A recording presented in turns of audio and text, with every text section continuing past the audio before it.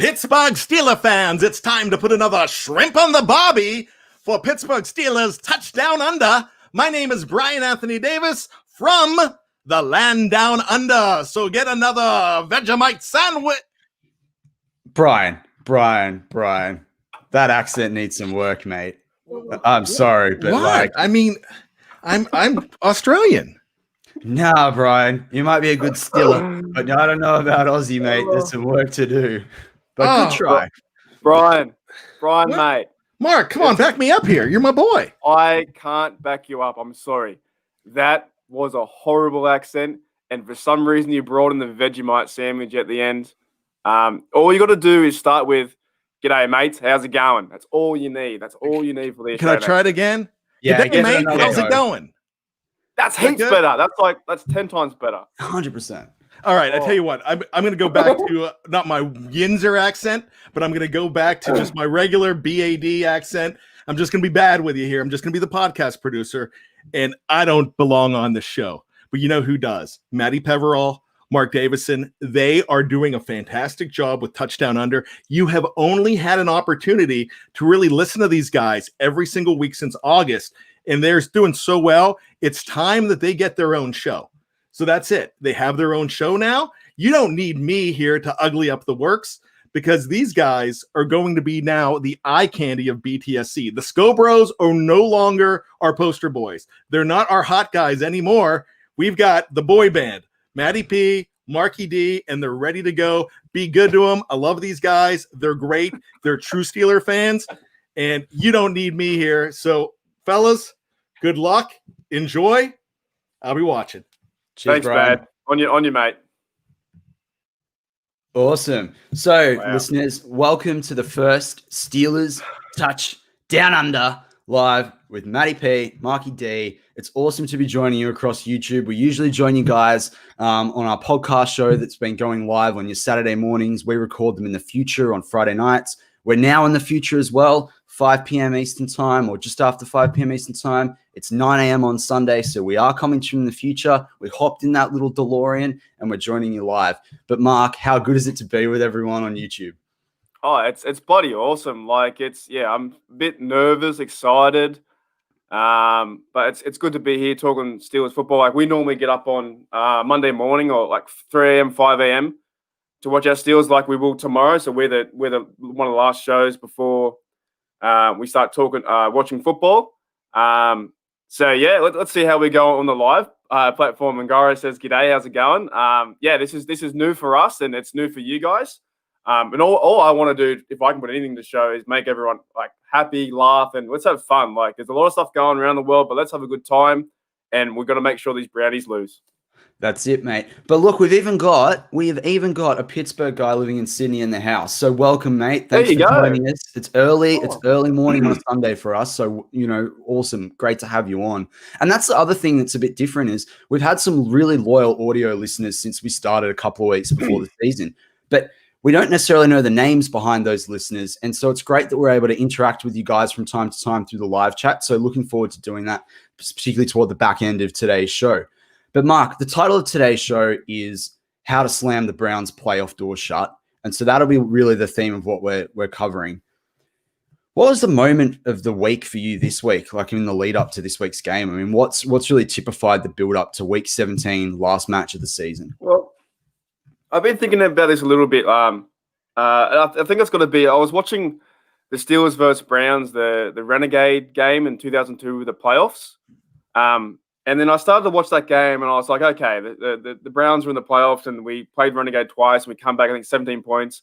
Maddox was in there. You had Krita. You had, I can't pronounce the guy's name, but it was Chris Fua Malu. I'll tell you, I do apologize. That might be a good pronunciation. I'm not too sure. He ran in for the touchdown. So I was watching that game on the Game Pass, and I started to think, like, that was the last time the Browns have been to the playoffs. And then when you really think about it, the Browns have to win this game, and there's so much pressure on Baker to win. And I think this is like the moment this week. I'm thinking, is Rudolph our guy? Maybe, maybe not. But this is the game where I think he can just go out there and sling it because there's no pressure. It's not like last year when he had so much pressure on him and he had to perform. He was doing check down Charlies and all those kind of things. It's Baker that he can't turn it over, and it's Rudolph. He can sling it 30 yards, 40 yards. I don't know how you feel in this situation, but this game just feels good to be a Steeler fan. Yeah, it does. Equally, though, we've seen COVID really play its part this week. So we know breaking news about a couple of hours ago, I think just now it's gone. Joe Hayden, COVID list, out of this week. And depending on the scheduling, likelihood is out of next week as well. So that's a massive loss. We've seen that. A couple of chats in the live chat have said the same thing. That's massive going into this game. We've already this week, we've got Ben out, Boswell's out, Terrell Edmonds is out with a shoulder, Maurice Pouncey's out, TJ Watt in the last couple of hours has been ruled out as well, which I think is a good thing. He'll be disappointed because he obviously wanted to keep those sacks going, break Steelers record, solidify Defensive Player of the Year. And just like Jesse James called that catch, TJ Watt had that Defensive Player of the Year taken away last year. He should have won that. But also Hayward's out too. So it really changes the mix of this game. Not only do we have Mason at quarterback, we've now got a lot of these solid starters that are out of the game. He should get that. Like TJ should get that Defensive Player of the Year this year. I don't care what anyone says. He is a wrecking ball. He is our key piece to our defense. With him in there, everything just seems to change. Mike can get free. Our other lineman can have a go. Min can come down to the box and pick off those routes. We're missing quite a few players, but like I'll cheer him anyway. Like they're not the favorite in this one, and there's so much pressure. But I think that's going to help us a little bit. Like I think the players can just turn up and play some football. Like we're going to miss Joe, and I think Ebron's out for that COVID thing. Yeah. Now that's two big players as well. But if we can win the first playoff game, which we hope to do, then you've got them healthy or hopefully getting over the COVID. Then you'll be good for next week. So yeah. Very, very interesting. Every day we wake up in the morning, Steeler Nation out there, and we get our news. So it's like your 5 p.m. Yeah. I wake up at 7 a.m. or 1 hour ago, and we've missed half the day of news. So it's quite. Well, that's it. Yeah, it's often a really big one for us to sort of catch up on everything in the first few hours of the day. And because while we are in the future, as Mark said, we do have this situation where we do have things sort of slow. We feel behind at the same time. So it's quite interesting from that perspective. But look, before we jump into this week's game and obviously we can try and keep our usual format to a large degree with this live YouTube show. So for some of you, that'll be really new if you weren't listening. And for our audio listeners, it means that you really get to keep that sort of format that you used to with a few tweaks as well. Apart from these COVID tests and players being out and it obviously being week 17, Steelers have locked in the playoffs. A couple of other big things happened this week. We saw some Steelers win some awards. So Ben Roethlisberger got the Chief Award from the Pittsburgh chapter of the Pro Football American Writers sort of chapter. We had Claypool get the Joe Green Award for Best Rookie Performance of the Year. And then you saw TJ in the last couple of days voted MVP by his fellow teammates. So, Mark, what are your feelings about those awards? Deserved? Yeah, they definitely are. Claypool definitely for the rookie. Now, I'll be very honest again. I'm not too sure. Like I know the Chief Award is with Art Rooney and stuff like that for Big Ben. So, and he's a leader of our club. Claypool definitely for the rookie. TJ now. I remember it might have been a post or a press conference this week. He was saying you can see it in his manner. He just wants to win a Super Bowl, and this is going to be the run this year or even next year if we do fall short. So TJ being team player. How can you not get rallied behind that guy? Like it's. I know in one of our shows we didn't even mention him because we just know that he's there and he's in his fourth year now. Fourth year, that's correct, isn't it? Yeah. Yeah, fourth year player. He's turning into a veteran. He's going to get a big paycheck. If you're a young bloke on that team with Highsmith, listen to him and learn from him and watch how he plays or watch how he gets choke slammed. Well, that was something that was in some of the press conferences over the last few days. It was Highsmith. There was a question put to Highsmith about was either Highsmith or one of the other players, but it was basically, what are you learning from TJ Watt? And it was basically, yes, it was another player, but it was basically pointed out that Highsmith is staying back and doing the things that TJ is doing. And I think we talked about this on the Scobros, or the Scobros talked about on the show that we joined earlier this week. Highsmith was expected to play somewhere in that 10 to 12 snaps per game mark. And since Bud's gone down, he's playing 40, 50 snaps. I mean, it's invaluable experience, but it also creates challenges. And I agree with what the Scobros was saying. He's performed pretty well, all things considered. I mean, it's no mean feat to take that on. So, yeah, really awesome to sort of see what Highsmith's doing there. Agree with you. He should have got that award. But, I mean, you look at Kevin Dotson as well. He's going to be one that we sit there back there and go, wow, like, you know, what a pick what a steal in the fourth round. I saw his press conference over the last 48 hours as well. And, you know, you just see the fire in him. And he was saying how he's moved from feeling just comfortable to be able to start to now saying, you know, and he was sort of asked, you know, how did you feel going up against DeForest Buckner? Everyone said you did so well blocking him. And he sort of said, yeah, like I did. And now I feel comfortable. But he said, what I want one day is to be someone to go, oh, look at that defensive rookie. He's had to go up against Kevin Dotson. So you're seeing that fire in Kevin Dotson. So, and you saw the impact, and Jeffrey Benedict has talked about this as well, the impact of having him in the lineup last week. I mean, that delivered that Colts game, you know, absolutely supported that offensive line in the Colts. He's just a big unit. And I think we have did you see our first super chat? Did you want to bring that up, or you want me to go back and get it? Yeah, you can grab that one if you want. Bear with me, guys. I've got to get my mouse up here. Just Me put in, I think it's, do I just click it? Here we go. There we go. Just Me says, welcome, blokes. Me and Mark have a history. Just Me runs the Spokane Steelers, if I'm correct. And when the world opens up, I'm definitely coming over to Spokane and having a beer in one of your local pubs. Matty, good to see you. Good luck on your show. Thanks, Just Me. I appreciate that.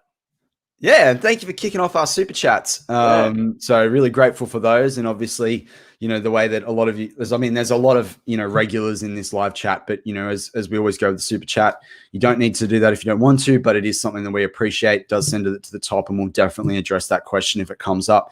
But look, Mark, there's other breaking news, which probably has come through as we were preparing to go to air as well. I see Brad Jewett sort of saying that Ebron and Cassius Marsh might be on the COVID list as well. So that's going to be interesting to see, and we might have a look at that later into the show. But we were just talking a little about the Colts there. Going back to that game last week, you know, the Steelers came back. I mean, that comeback, 17 points in the second half. I mean, it was light and day. I mean, you said to me that you ended up seeing a lot more of the Jets game. I watched the Jets. I mean, talk about that cliche of a game of two halves. I mean, it's very different to where the Steelers were sitting in the first half versus the second half. You know, what stood out to you about that? Just, you know, super top line. Well, yeah, firstly, so I put away my fan card for a little bit. Because the Steelers are going bad for 4 games in a row. I just couldn't handle the flat offense anymore. So I went to the Jets game because they were up. But I ended up coming back. One of my mates in America said to me, they ran the ball 4 times and they couldn't get, they 4 plays on the goal line and couldn't get a touchdown. So I came back after that, and then all I saw was Big Ben sling it to DJ, and that's what we need. That was a huge play. That was so big. Like that ball was on the money right in front where it needed to be, and DJ laid himself out, and, you know, there's a quick 7 points, and I think we end up scoring 17 points in like 11 minutes. Even the plays after that, I know you saw this too, is when our defense held them for 3 and out, I think the next drive, the energy on that sideline changed. You could pan over it, and everyone was just so excited, high-fiving each other, pumping each other up, you know, probably because the defense was off the field, you know, like they didn't want to just get out of there. So, but yeah, if we can have a bit of a run now, and like I still think we have a big chance, but I know that those 4 games and leading into that one, Steelers fans, we just like, we feel flat, didn't we? Like, yeah, I know, Mike. I was like, why are we doing the same plays every time? Well, this is the thing. The criticism going into the game was the Steelers have been playing soft. Randy Fichtner, no creativity. And then they come out of the gates like that. And this is the thing that I think leads to this sort of sentiment when we're 11-0 about the Steelers being the worst 11-0 team, is that there's not a lot of confidence often when we come out of the gate. You know, it's this slow start. And that's all well and good. And when you've got the talent that the Steelers have got, fine. But come playoffs time, you can't afford to be down, you know, because at the end of the day, we don't have Patrick Mahomes at quarterback, and as good as Big Ben is. We don't have Tyreek Hill there. We don't necessarily going to be able to come back with a dynamic offense, and we don't have a running back we can rely on. You know, we are quite one-dimensional at the moment. So to let other teams get this start on you, it was crazy. But I want to go to the touchdown that Juju scored. I don't know about you, Mark, but when I saw that ball spiral and I saw the way he caught that ball, the play reminded me of some of the success of, 3 and 4 years ago when you just could rely on the Steelers offense. Like it looked like the Steelers of old in a way. It was very different to what we'd seen. And I'd got a lot of confidence from that ball. Equally, when Ben was the 4th and 1 and Ben threw it to Juju to get over the line, it was 4th and 2 or whatever it was, like really short there instead of running it. Now, fine. One would prefer that we had a running back that we could actually get that first down with. But at the same time, Ben was clinical. I think that's the thing about those two passes. We saw the clinical Big Ben. Well, it's definitely like with 2016, 2017, it felt like when you watch the offense, nothing would go wrong. Like the ball was going everywhere. We had AB, we had all those kind of guys. People were going deep, and we didn't really see a flat offense, and Big Ben could play his game. And now with that touchdown to Juju, that was about 30 yards. We need to see that more. We need to see that play to develop, and all we have been seeing is the short passing, and Big Ben can't get that next man further than the sticks, and you just can't keep playing the short passing game. It doesn't work. It doesn't work the whole game. It works in spurts, like with Juju in that 4th and 1. That definitely works. But look, this team, like we shouldn't have been in that setting of losing by that much, but they had some mettle, and they came back and they won the game, which was quite surprising. Like I still feel really bad. This is one of the games I just didn't watch. I didn't watch for a quarter. I never do that. I just never. But if this was the whole season, and then we had a bad game here, bad game there, because we had that stretch of 4 or 5 games, it was so hard to watch, and then flat. So I'm hoping to see something this week, just to people get together and just fire up. Like there's just got to be some dots and energy inside of them. That's it. But I want to go to Juju Smith-Schuster. Let's talk a little bit about him, because he's obviously had this sort of narrative the last sort of 3, 4, 5 weeks that's sort of gone on around the TikTok and the dancing on the logos and what have you. He turned up from catching 9 receptions from 13 targets, 1 touchdown, long of 25. But the 96 yards, I mean, we sort of have this number that 100, 125 yards is an awesome game for a wide receiver. But if you look at the type of defense that the Colts had, that's a massive performance from Juju. He does the hard yards. He does what's asked of him, doesn't complain like, AB. Same with Deontay Johnson. He obviously showed out with that long ball. And it feeds into really what we're seeing, as this comment says from the live chat, stop treating the receivers like they're one-trick ponies. Yeah. I think, when we go back to the start of the season and we look what was really working, we talked about this pick your poison offense, right? Now, it also helped by them because teams were still figuring out how much the Steelers were going to go away from the run. But I think we need to have a bit more, and, perhaps it comes with Ben. I mean, if we had the drop passes, then Ben said himself he wasn't playing as well.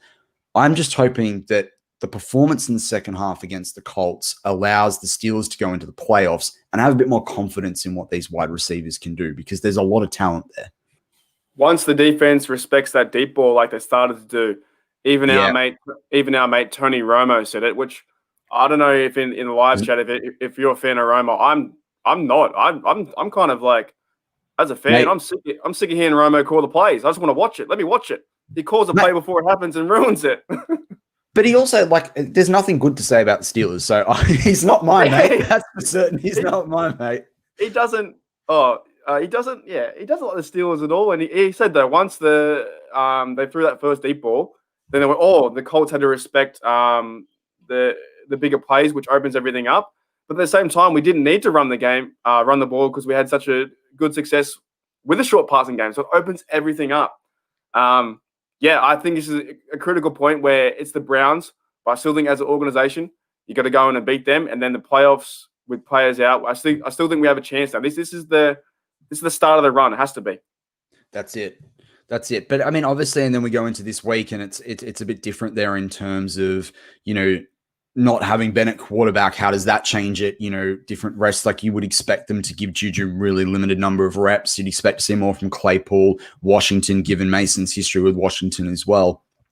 But also, I want to go across to the defensive side of the football as well. I mean, you saw the value of having Vinny back there. Tomlin said that in the post-match press conference, the call and the plays. He might not be the best. Well, we know he's not the best pass covering middle linebacker or inside linebacker, but at the same time makes a big difference. I thought Avery Williamson again showed out though. I mean, that sack, the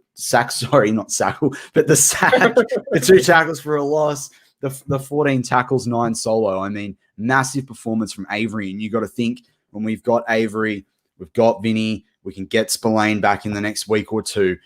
That inside linebacking core is starting to look really healthy in rotations and what have you. Oh, definitely. Vinny was, from the first few plays, even when they were losing a little bit, Vinny up the middle is just something special. It's something out of the 80s football. It's just, I'm going to run on my man. I'm going to do my job, hit him hard, and then we'll get some tackles for a loss. Williamson's playing really well, but he's only been there now 3 or 5 games or something, or 4 games or whatever. Yeah. So he's just learning the defense. So, and all these players are going to start to help TJ. TJ is going to be a beast no matter what. But we get these players all around him, and Nelson's playing really good, and then Minka at the back, and yeah, we're starting to name names again like we did in our first few shows, because there's so many people on this defense that can help out. But it does start. I do agree with you. It does start with Vinny. If Vincenzo isn't in the middle and he's not providing that leadership and thumper, and we have Marcus Allen and Williamson in there, it's a bit, that's our weakness. That's it. And the other thing that was really great to see in this game too, and we talked about how he had a couple of quiet games. Yeah, I know what you're laughing at, Mark. All right, we'll bring it up. I'll stay on course. But one thing, you've been accepted when you get a nickname. That's a bit of a thing down under, and I think it's the same thing, in whatever country you're from, environment you're in. Well, Donald's sort of said Sackle is a Steelers touchdown zone. I still remember when I heard Brian Anthony Davis say touchdown zone live. But we'll see whether they can do a Sackle. But a Sackle's got a, I don't even know. We'll just put that on one side. The live chat gets on you so fast. That's it, mate. That's it. So funny. Awesome. And nicknames and terminology stick. So we'll see how we can bring that in. We'll have to do our Sackle of the week in the NFL or something as the weeks roll on. But what I was going to say was more is Tuitt. I mean, we talked about Tuitt having a couple of quiet weeks after having that, I think it was on that COVID list and what have you. He racked up another sack, and now he's got 10 for the season. So we talk about the struggle that teams have when you've got to face TJ Watt and Cameron Haywood. Tuitt's a factor. Tuitt is a factor. What a quiet 10, hey? Quiet 10, big time. Do you remember 10 tackles? But I remember, do you remember it would have been, I think it was 4, 5, 6 podcasts ago shows we're doing where we were talking, when I actually brought that up and we'd sort of talked that like quietly, Tuitt had racked up 6 or 7 sacks and he was playing one of his best career years, one because he's actually stayed healthy predominantly of the time. But we just, nuts that we could actually see this performance out of him, and he's validating that contract that we signed him with. So awesome performance with him going into the playoffs as well. I know we talked about him a little bit earlier. What did you think of Alex Highsmith? Because for me, he balled out. I probably don't watch him as much as you do. When the ball snaps, I'm trying to focus on one person and who am I looking at? But no, he played really well. He did a few little spin moves. I can't remember that guy used to be from the Colts. It was Dwight Freeney used to do that little spin, and then he did that, and he was pressuring the quarterback quite a bit. There's a few times I know TJ gets held in every single play, and with a choke slam was ridiculous. But Highsmith, it's just it's no way. Highsmith played really well, but I think he was held another time too before he was going to get to a sack. So if he can start to play his game and really really amp this defense up, it's not lights out, but it's pretty close. We're gonna turn the dimmer down a little bit. These offenses are going to be very hard to go against us. Well, and we can save all the discussions about re-signings and contracts till after the season, but I think it would probably make some fans out there a bit more comfortable if we do lose Bud, or when we do lose Bud, come next season. Before we head into one of our usual segments, which will be a first, obviously, for the YouTube and for live, which is Slinging the Slang, I wanted to get your opinion, Mark. Was there someone that you thought would show out more last week on offense or defense that let you down? Was there someone that really let you down in that perspective? Oh, it has to be the running game. You didn't Connor. you expected the running game not to let you down? I just want to see. You know what? I'm going to go on a bit of a Benny Snell here, and I know a lot of our listeners are either really high on him or it's hard now, but I just don't think he's got the vision. I don't think he can. Like, he's got the heart, and maybe it's all in his head. I'm not too sure. But every running play you see, he just runs into the wall, and he's not going left to right. He's not decisive in where he wants to go. And then we get stuffed in the middle. And I watch a lot of NFL and all the other games, and pretty much you see running backs will get warm up and start to go 3 or 4 yards. And all we need for this offense in the short passing game and maybe the deep threat is a 4-yard run, and we can't get that. It's not happening on Benny Snell's turns. Connor, on the other hand, is playing really well and going at the backfield. But Snell, I'm not sure if he's a NFL running back at this moment, and that's a big call. What do you think about Snell? Yeah, so I mean, for me, he had six carries for 0 yards. So you can't. It's difficult to argue with that from the box score that I've got, but I think and he did end up going backwards because he had a long one. I think it was like 2 or something. But it's interesting you say that, because as you're saying, like, running backs throughout the NFL, they can go that 3 or 4 yards. How about when you watch a team like the Colts, where they've got Jonathan Taylor and then they've got Nyheim Hines, and they're both gashing the Steelers for long yards? We see several teams, well, actually, there's probably almost more than half the teams in the NFL. You've got the situation where they've got multiple running backs that can get these first downs, that can get 3 or 4 yards, and yet we can't do it. So I agree with you. I think there are limitations with Benny Snell, big time. But there's a common denominator here, and and it's been well talked about, is the offensive line creating the holes for them to run through? Because it's one thing to blame it on the player. Equally, if you've got to have somewhere to run. You've got to run to the gap, So I think that there's that challenge too. But as you say, it's just there's no one that's really that we can have this faith in, And at the end of the day, the Steelers rushed for 22 yards last week. Well, I've got my favorite play actually of the whole game was Connor's 9-yard run. Yep. And that's where the most creative play I think had came, because they had put out what I had seen the last few weeks with Samuels, and they had like the 2, I don't know how to explain it, but you had the 2 receivers here on the outside, and then you had Connor in the backfield, and then there was a point where the linebacker had the choice to cover Connor or go out to the flat and cover the receivers. Now, he did a halfback draw, and Connor went right up the middle. Dotson did a great block, and someone else, I think Pouncey, was in there too. That was the most creative play I had seen, because our running game is not working, and it gave us 9 yards. And what they thought that we were going to do was pass it, because a few weeks back, they did that play to Jalen Samuels. It worked once, but the first 2 times, he was left of Ben, and everyone knew it was going to go there. So maybe it's a point now where the Steelers, they know where we're going to be, so let's trick them up a little bit, because that was a great run. And he almost got past the linebackers and then past safety. Well, I want to bring up what Snowman is saying in the live chat. Is this week one for Anthony McFarland? And I mean, it's an issue with it. People out, a couple of players like Maurice Pouncey out of the offensive line. But how many times have you and I talked about when are we going to see McFarland break it for one? Is this the week? Is this the week that I've got an idea, Matty. I reckon they should put Dotson at fullback and McFarland there, and Dotson should carry McFarland, or at least throw him over the line. Pick him up and just go, and then he's got 5 yards. Surely he can throw McFarland that far. Mate, you saw him pushing the truck after he got drafted. He was working out. Yeah, he's another key piece, Dotson. He's a big unit, and I think he's more of a he wants to go downfield and run over people. Surely he hasn't had much chance to do that yet. That's it. Now, look, we're almost halfway through the show, so we're actually going to move one of the segments. So, for all the audio listeners there, you'll be used to our slinging the slang. For the YouTube guys, you might not that don't necessarily have listened to our podcast before, it might be a first for you guys. So, just as Ben likes to sling the rock, we like to sling the slang, that Aussie slang, and so we generally will come to you with a word each week that we sort of come and give you a bit of an explanation on. We say it, what have you. So we're going to do that as we usually do. But we're also really open. If there's anyone in the live chat, we'll just do this for a couple minutes. If there's any words that you guys might not know or want us to pronounce Aussie, or you've heard a word and you don't know what it is or what have you, definitely feel free to ask a question as well, and we'll address a couple of those for a couple minutes.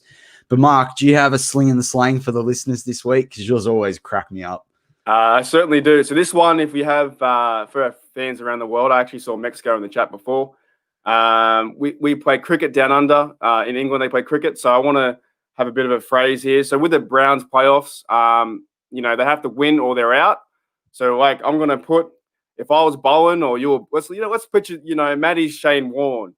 He's going to bowl a spinner, and we got Baker Mayfield on the crease. He's lining up. Next minute, spins right around him, hits the wickets. Back to the pavilion. Out of here, mate. Watching the playoffs from the sideline. Awesome. So, back to the pavilion. I'm not sure if anyone knows who Shane Warne is in the live chat. I'm not sure if anyone knows what a spinner. It's basically Shane Warne was one of the best bowlers in cricket, and think of a spinner as like a curveball, but we'll in baseball, but we'll take it. We'll take it there. That was awesome, Mark. That was great. Look, for me this week, I'm going to bring up one that we had a few weeks back because I think it's really important. I think it's really important for this week's game. And that is the word that we used, which was blinder. We used blinder. So, and said for the audio listeners, you've heard that one before. But a blinder, which is sort of, and if you want to use the Aussie accent, you'll say BLINDA, even though you'd spell it BLINDER. A blinder is when you've just had the best game, you've knocked it out of the park, it's been blinding with how good you did, and I think when we look at this week's game, we need the regular starters that are playing to go out there and have a few blinders. We need those guys to step up and make it easier for the second, the third string, make it easier on the rookies like your Claypools and your Dotsons. Yep. So I'm really interested to see who's going to come out this week and have a blinder, who's going to go and, have the pride in the black and gold jersey, who's going to go out there and take it to the Browns and slam that playoff door shut. I know who. Mike Hilton. Mike Hilton, he's the sort of player you'd want to see have a blinder. Yeah, he's going to have... Sorry. No, go for it. I was just going to say he's going to have his name and number. If Baker sees Hilton on the edge, it won't matter. Bacon's got too much ego. He's going to go down. Yeah, well, I don't think he's going to throw some picks, but we'll save that for part 2 when we preview this week's Browns game. But look, for audio listeners, that's going to leave you there with part 1 of the show. Join us for part 2. For all the YouTube listeners, stay tuned, and we'll be back with you in just a moment. And we're back on Steelers Touch Down Under. I'm Matt Peverell, and I'm joined by my co-host, as always, Mark Davison. We're joining you as part of our first live YouTube. Mark, how good is it? This live chat is absolutely cracking. Oh, it's awesome. I got to refrain myself from bringing some up because there's some are really funny. There was one about cricket in there, and while we're talking that, but it was just all part of the show. But no, it's great. Like, I love this. This is so cool. That's it. So look, we're going to preview this week's game as we always do. As we said in part 1 of the show, there's a number of players now out, so we'll just recap them. In Ben Roethlisberger, which we all know, Joe Hayden's now been put on the COVID list, so he's looking like he's going to miss a game or two, at least one game, probably 2. Boswell's out for this week. Terrell Edmonds is out for this week. Maurice Pouncey's out for this week. TJ Watt's out for this week. Hayward is out for this week. I believe in the live chat, Dave Schofield's put up there breaking news that Cassius Marsh and Ebron are close contacts of Joe Hayden. So they are probably going to have to, I think they're going to have to test negative now for several tests before they can actually play. And obviously we're only about a day and a bit away from the game. So there are a number of players out. Equally, there's some players out on the Browns side as well. But Mark, before we crack into all of that, like you hear those in terms of the Browns, you hear all those Steelers names, how are you feeling going into this game? I'm still feeling pretty good because I think there's so much pressure on the Browns. But you start to think who on the Steelers is left. But this is the point where it does feel like a preseason game. But I think the turning point was last week, coming out and doing those 3 TDs and winning versus the Colts. And now the Colts have a slight chance to get in. And week 17, anything can happen. But there's so much pressure on the Browns to win this game, because if they don't win, they have to. two other teams have to win and Titans need to lose. So it wouldn't I'd be so happy.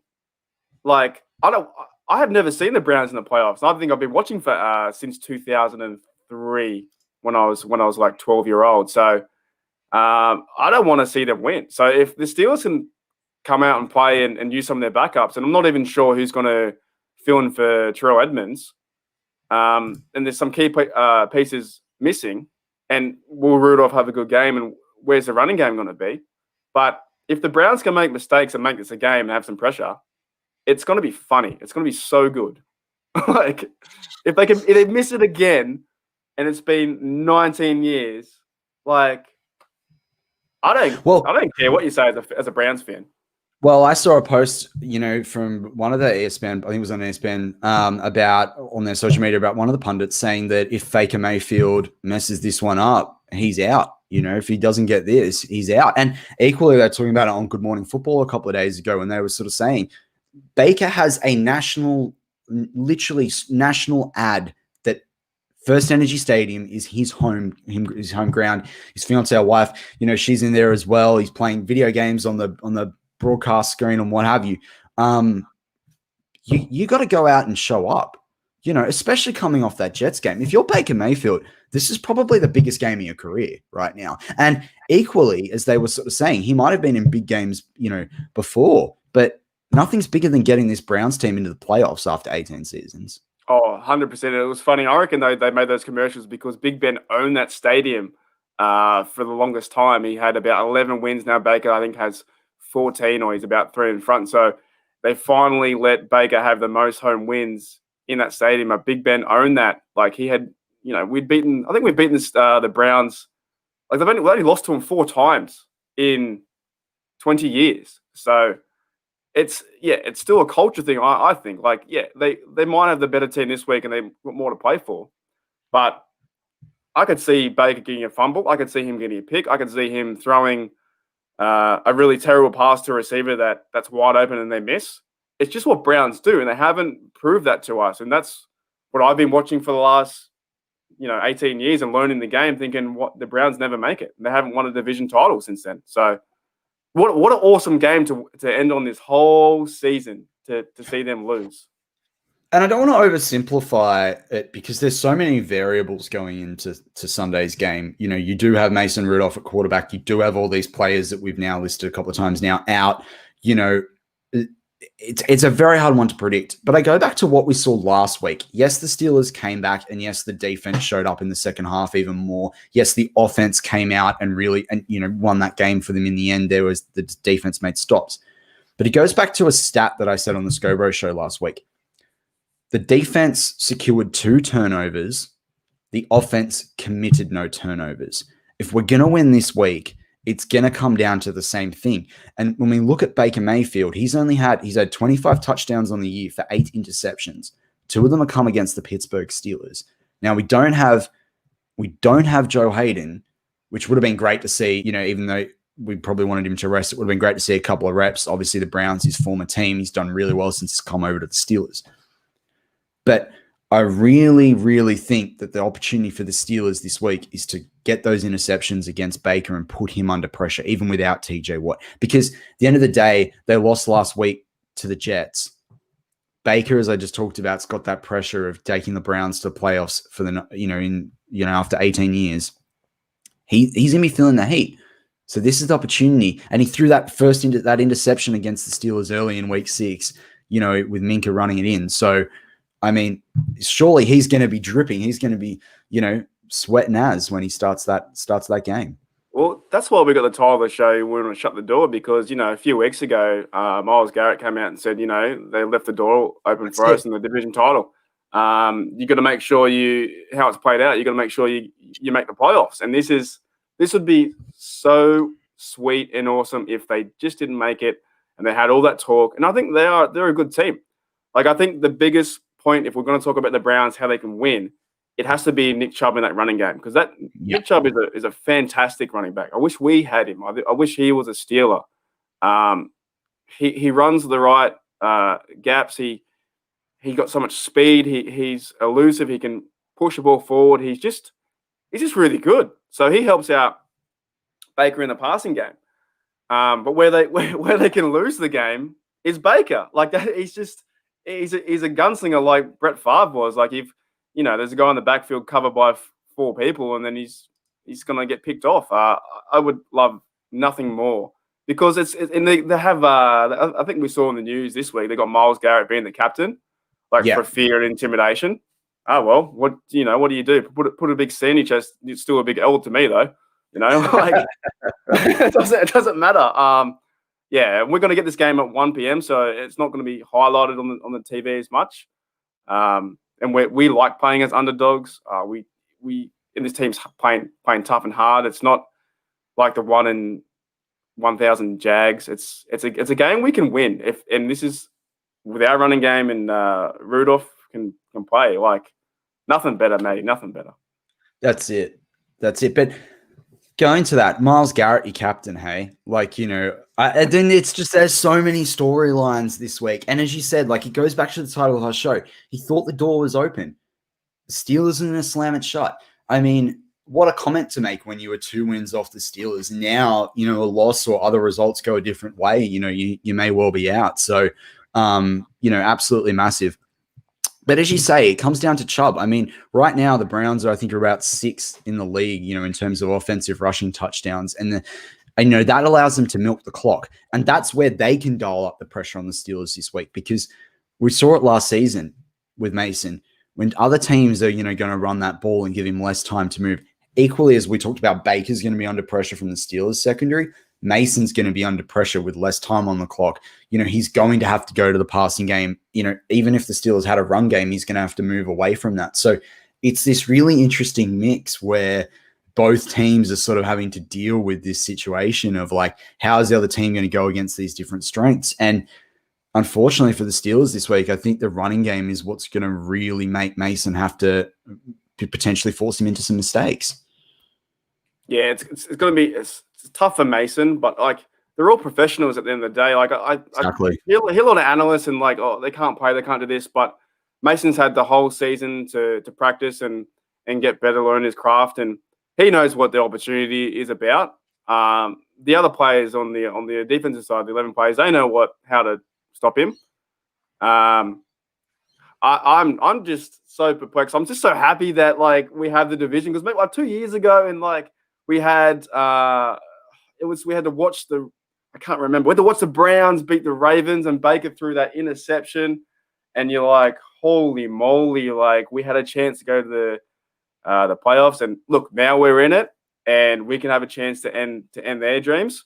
But it does start with, if Chubb starts to run over us, then this game could get out of hand, big time. If he's racking up the yards, touchdown after touchdown, it doesn't matter what Baker does then. The fans are going to get behind, the Cleveland fans are going to get behind their team. However, on the flip side, on our side, the Steelers side, if we come out and at least have a game, just play where we, it's 7-7, 10-10, something like that. Get them nervous. I want to see the fans get nervous.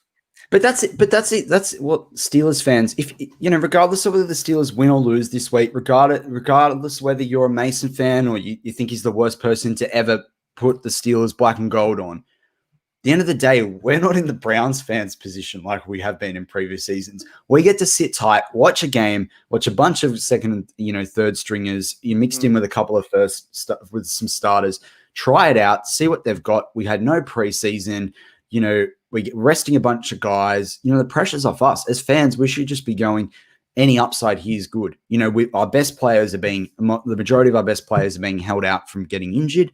Let's just watch some football, because the thing is it's week 17 and it's playoffs. The Steelers, lose one game, you're out, and then it's a very long off season. So, it's time to really, just enjoy this week's game.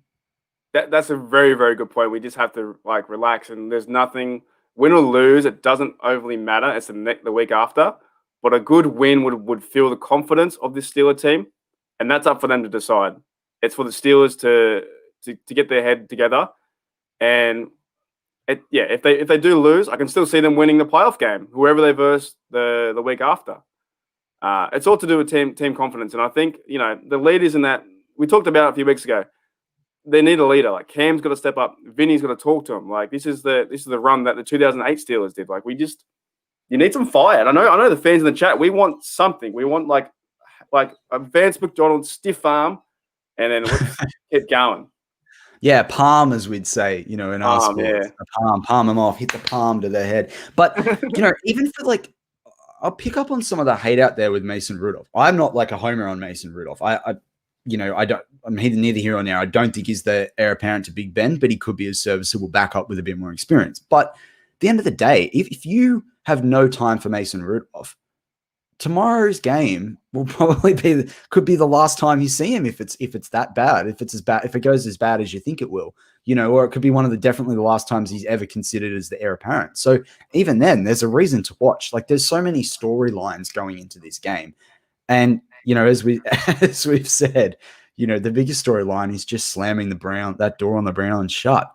Matty, this is the one that Mason has free roam. Out of all the games, he has free roam to, if he gets, a chance, he can play as hard as he wants, or he can do whatever he wants, because I don't think it's not going to matter too much if he does fail. A lot of preseason stuff will go into next year and contracts and all that kind of stuff. So, but if he turns up and throws, how shocked would it be what would you think if he threw 3 touchdowns and 300 yards plus? He's not going to throw 300 yards. I'm going to rule that one out. But 3 TDs is not.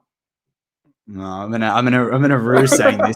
But it would be feasible if you think about the defense. If the defense was to get 2 or 3 turnovers and got really short fields, you could see Mason doing it. You could see a score line of a stat line of 180 yards to 220 yards and 3 touchdowns. If he was on song, we know what Claypool can potentially do in the red zone. I think he's going to throw a couple of interceptions. That's going to be the way it is. But, I wouldn't, I'm a betting man. I wouldn't say that 3 touchdowns is outside, it's the realms of possibilities, but it's not, the likelihood is it's going to be 1 or 2. The reality is that's what it's going to be, if any. It's going to be a bit. The other thing about the Steelers this week is let's say there's the situation where I don't want to, Dave Scoville's a lot better at this with all the scheduling. Let's say this is the first game in 2 weeks that we're going to be playing the Cleveland Browns. So we've got a chance to really physically strain a number of their key starters this week from the guys that aren't on that COVID list. We've got an opportunity to really, bruise people up a bit and, really soften them up for the Steelers starters to light them on fire next week with their performances. So that's the other thing Steelers fans should be watching for, is what can our defensive line do that pressures their offensive line? What's our offensive line going to do, to holding up and, their defensive line? What pressure are whoever the wide receivers are on the field for them, because it is changing with different people coming back? What are our defensive backs going to do to pressure them? Who can Vince and Avery Williamson lay bruises on? So this is the thing, is that this might be the first of 2 matchups, but there's a lot that we can take out of this. And this, whatever happens this week, there's things that flow on from it, even if the top guys aren't starting. Well, let's put it this way, Matty. You make a good point there. So say the Browns win, right? And then we verse them the week after, which can happen. Yep. I think I think the Browns would even be more fired up. So I think the Steelers need to treat this like a playoff game and get rid of them. Do you know what I'm saying? Why would you want to have them verse them twice in a row? They have all the momentum. They just made the playoffs their first time.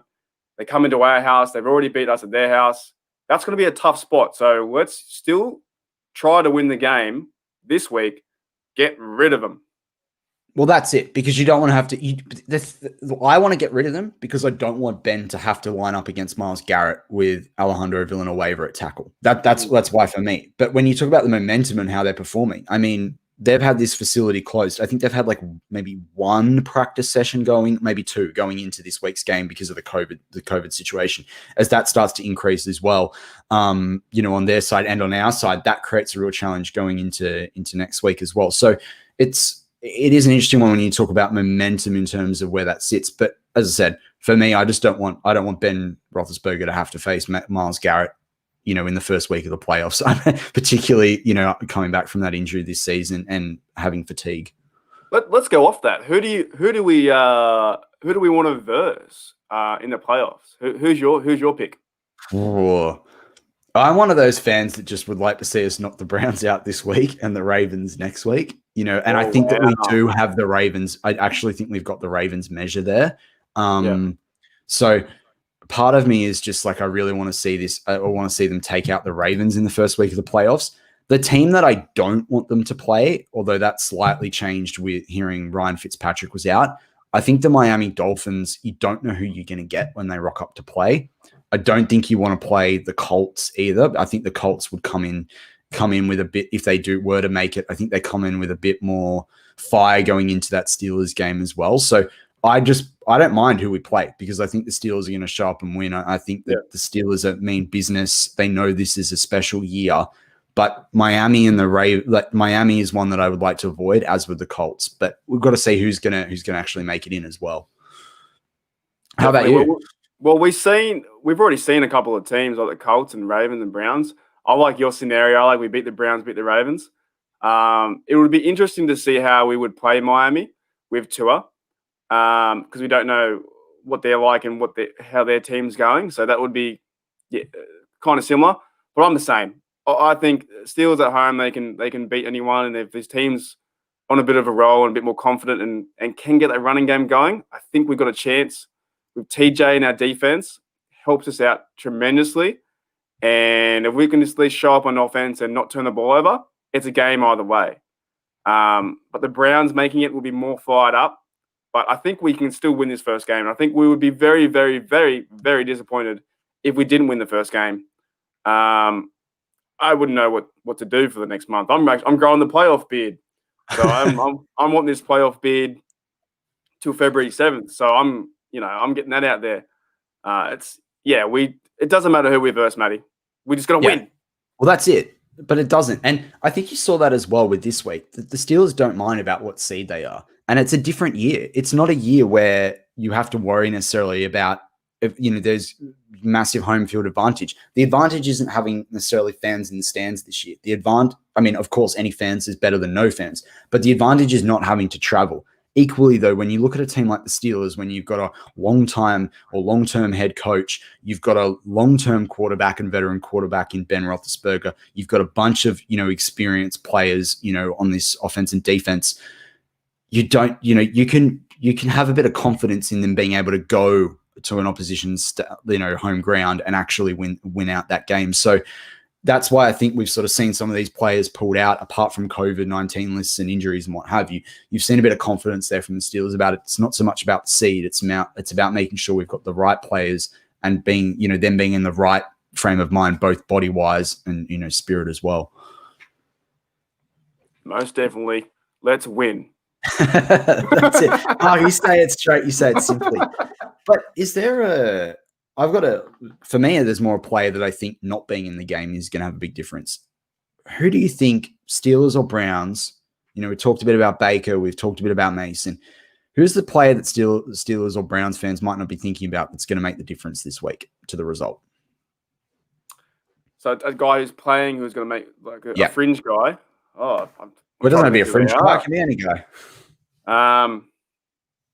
You know what? I'm going to go with it. I'd like to see 99 Mondo just turn up. Is that how you pronounce his name? Just someone like that kind of guy get a pick or a 2-sack game. And you're like, whoa, what's going on? Whoever fills in for Terrell Edmonds.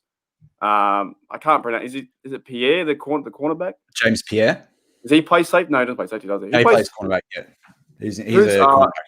It's Brooks, isn't it? The rookie for the Antoine Brooks Jr. Yep. Yeah, put him in there, and if he gets 2 picks, some guy like that, he's been playing.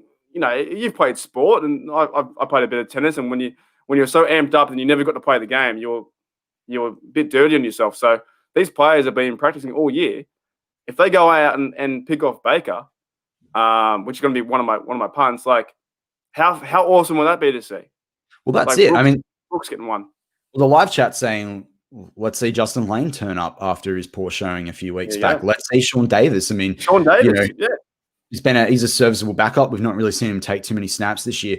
For me, the Browns not having Denzel Ward in the backfield, and Sinjeho, I think you pronounced his name right. He's out as well. I believe they've just activated in the last day Kyle Joseph back at safety. But not having Denzel Ward, he's got 2 interceptions on the season. He's got 18 pass defenses, a forced fumble. He's got 46 tackles. When quarterbacks targeting him, they only get they're only able to complete about 56% of passes. He was going to make a massive difference in the backfield if Mason was going to throw it. So him being out, for me, creates an opportunity with where they are in their secondary as well. So I'm keen to see, can the Steelers actually take advantage of no Denzel Ward this week on those deep balls? If we still have Clay, Washington, we still have some good receivers, and I'm not too sure if they're going to bench a few of those guys. Still need some rhythm with Juju and stuff. They might play him in different packages, and Ebron being out. Like, will we use T.E. McDonald? He's got no catches this year. Well, he has to come into the game a little bit. Well, as Portman is saying in the live chat, from the YouTube live chat for the Facebook guys out there and for the audio listeners, Ray are we going to see Ray get a few more snaps? Can Ray do something with the right ball? Anthony McFarland's another one, and when we talk about Mason and Washington as well, that deep ball is really, really, it's going to be really, really interesting, But yeah, there's one particular comment there. But the thing is, it's the deep ball, it might be the middle. It might be the middle part of the field that Mason's able to throw to. But we don't know what the Browns are going to show up with, because the Browns are going to want to pressure Mason Rudolph. They are going to want to make Mason Rudolph feel really intimidated and really vulnerable, like he's going to get beat like he did last year. There's going to be a similar situation. They want to mess with his mind. They're going to be absolutely blitzing. So, hey, if they can get pass over that defensive line, who knows what we're going to be doing downfield. Or we might just be getting sackled in the backfield the whole game. Exactly. Mason won't get sackled this week. It's all good. They're going to protect him. Yeah. Well, he's hoping Dotson stands up. He's hoping, Hassenauer, DeCastro, Cheeks Okorafor, Villanueva if he's definitely in. But look, we're getting toward the latter part of the show. Now, for all the audio listeners out there, this is one you're used to. We will, of course, always give our bold predictions, but we in Australia, because one of the slang words for a bold prediction or a big bet is a punt. So, yes, while a punt is something that you kick the ball with, then a punt is also a ferry that you can go across 2 bits of land in terms of go across the water with and carry your car or your truck on as well. We call that down here a punt. But a punt is a big bet. So each week we give our punts of the week. That's not a throw out to Jordan Berry. It's just that big bet. Mark, what's that punt of the week for you this week? What's that bold prediction that you want to make? Well, I got it last week. I think if we still keep with the standings, we might have been a bit off straight, but I'm going to go Baker just blunders this game, and he throws 3 interceptions. I think he throws one early. He just keeps throwing them. I think somehow we get it done, and he makes it hard for himself. Yeah, he's going to throw the ball to the black and gold, and it's going to be 3. And then the whole offseason is going to be, can Baker be the Cleveland Browns quarterback? Well, you've got that big list on the back of the jersey. Might as well make another one. Ring up Tebow or someone, I don't know. But, yeah, look, it's all the pressure is on him. And our defensive guys know that, and they should play into his arms and know where the ball's going to go and pick him off. Let's do it. 3 of them. 3. So 3 picks of Baker Mayfield. Do you have any tip on who's going to necessarily make those picks? Yeah, let's do it. Let's do Brooks at the backfield. Okay. Sean Davis, if he plays in there as well. And who else would be playing and Mike Hilton. We'll give another cornerback the one there. Nice. Yeah, so 2 safeties and Mike Hilton. All right. I'm going to go Alex Highsmith. 3 tackles for a loss. 1 sack. I think he's going to get that sack. He's going to get Baker Mayfield. 1 sackle. 1 sackle. But look, that's awesome. Is there anyone in the if there anyone in the live chat's got a bold prediction as well? It's going to be. Any questions? Let's just get it's our first show. Let's just do any questions about the Steelers. We'll do our best. Anything throw out there? Just me. Just put up if I can grab this one again. Yeah, grab that one. Whoopsie doopsie. But I want to bring that one up after Just Me, actually. Okay. Just Me says $2. Thanks for the $2, Just Me, which is about $200 in Australia. No, it's not that bad at the moment, Mark. It's the dollar by 77 US cents. So a couple of months ago, it was about 62 US cents. Yeah, So it was about 31 cents, it felt like. yeah. So she says, thanks, guys. Great show. We appreciate that. This is so much fun. To be honest, how do I get? Here we go. Just me's gone. Do you want Dave up here? Yeah, I want to bring Javes up. So there's been a couple of live chat. Wrong one there. Wrong one there. Misclick. Mispass. But Dave Schofield brings one up. So there's been a couple of chats that sort of say Mason can't throw deep. You know, Mason did throw deep in college under the air raid offense, and there's an article about that I've put up there on behindthesteelcurtain.com, your one-stop shop for all things Pittsburgh Steelers. Go have a look at that. It's a long read.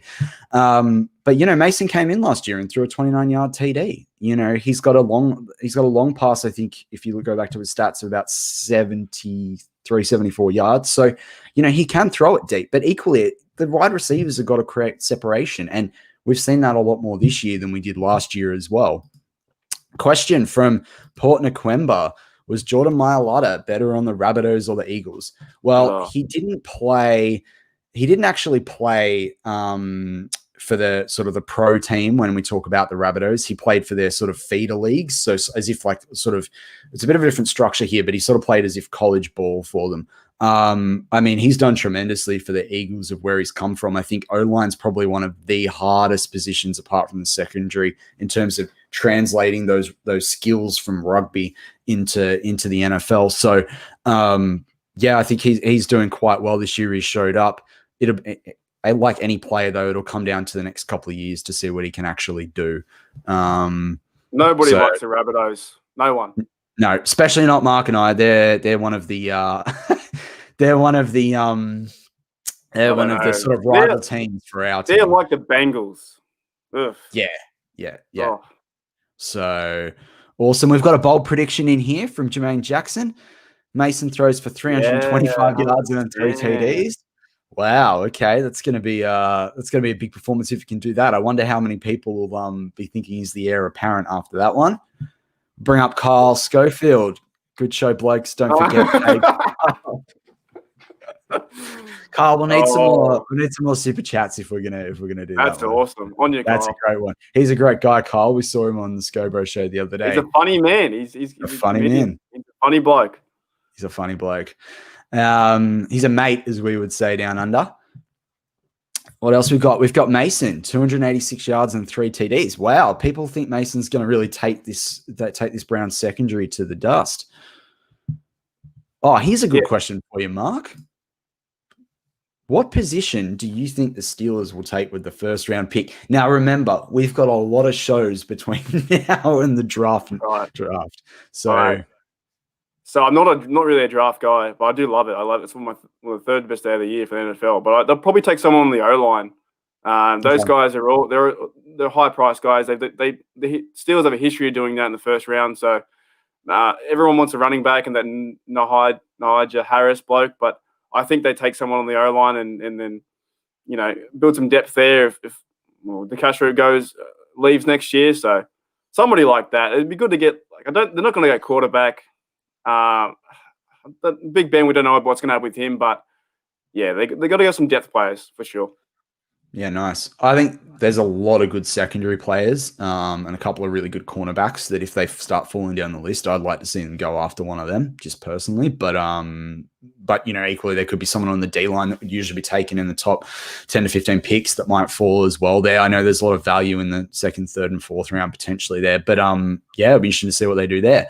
What about this bold prediction? We'll start to wrap these up, but the Steelers will have at least half the rushing yards as the Browns. Well, look, I mean, the way the Cleveland Browns have been going lately in terms of their rush, I think that would be an awesome day out for the Pittsburgh Steelers run game. I hope that one comes off. I'm with Jade Elite there. So we're going to have 150 yards, but then, that's a crazy one to think about because you want it to happen, but you kind of don't because then they'll be winning. Well, yeah, but I look at that against when we go back to that second game against the Ravens. I think the Steelers let the the Ravens run up like 230-ish yards against them. So, and we still won that game. if we sell out to the run and we still win the game, does it really matter? Because at the end of the day, running, you're using the clock. So as long as you can stay that score line ahead or make stops in the in your side of the field in toward that red zone, you can still ink out a win there. Awesome. Wow, Donald Nolan, Jalen Samuels gets a receiving today. They have to use him. They got to use him more in this passing game. Well, that's something that you predicted about mid-season. I remember one of our podcasts. Week 3, I think week 3 it was. Week 3, and it just didn't go anywhere. He has to get involved in somehow in this offense because he's a good. He can be a good back when he gets in rhythm, and he's a good check down Charlie. He can move the ball and he can catch like Connor. He's pretty good. Well, and that's the other thing too. Like it's a situation with Jalen Samuels where Mason Rudolph did throw to him a little bit out of that backfield last year. So I think there's probably a bit of comfortability there.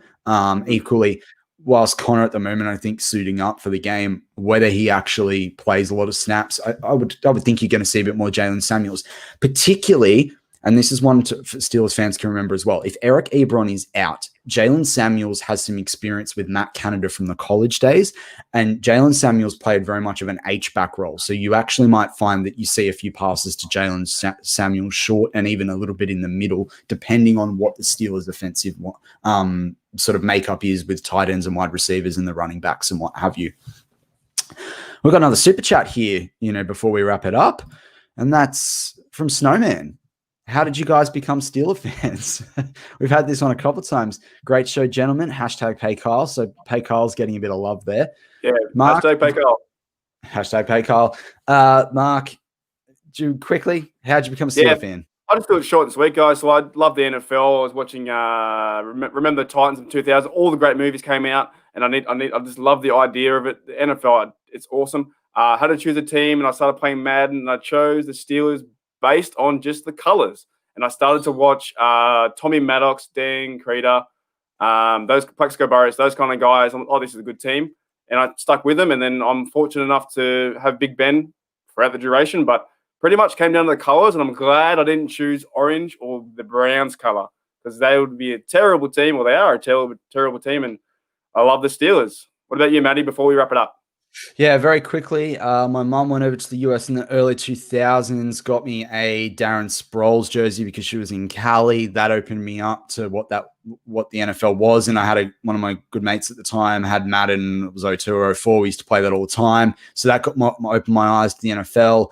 And then very much when I started to pick a team that I wanted to support, Steelers reminded me of the NRL team that Mark and I go for, the Manly Sea Eagles. Go the Manly Sea Eagles. Similar years that they won what they call premierships or Super Bowls, hard defense, good character, really work hard sort of culture, good culture, and love the black and the gold. So that sort of led me to being a Steelers fan. And just a couple of last ones as well. Yes, Devin Bush will be coming back next year. He's just on the ACL, but he's still on that rookie deal. So really good to have him back. He'll make a big difference next year. Mason might surprise. Does he go back and fight and get rhythms?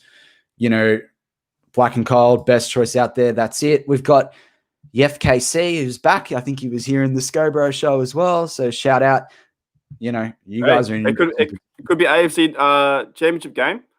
And so far, Jeff's been a good mate on this live chat. We had a few blow-ins, but Jeff's been all right. So, yeah, look, it could be AFC championship game. And I hope that. I want to see that. That's it. But look, Steeler fans, that wraps up our first live YouTube and Facebook show. Audio listeners, thanks for joining us again, your loyal listeners as well. We look forward to joining you next week when hopefully the Steelers have slammed that playoff door shut on the Cleveland Browns for the 19th year. Steelers go into that the first playoff game since a couple of years. Big one to get right as we march on toward that 7th Super Bowl. Go Steelers. Go Steelers.